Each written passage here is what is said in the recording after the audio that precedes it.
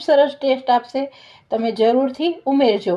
હવે જે આપણે પાલક છે એને બરાબર રીતે મિક્સ કરી લઈશું, આને આપણે અલગથી ચોળવવાની કોઈ જરૂર નથી, પણ સાથે આપણે જે ધોઈને ખીચડી રાખી છે એને હવે આપણે ઉમેરવાની છે। અને તમે જોઈ શકો છો કે ખીચડીનું મેં થોડું એવું પાણી એમાં સાથે ઉમેર્યું છે। અને હવે આ ખીચડી છે એને આપણે પાલકની સાથે મિક્સ કરી દેવાની છે।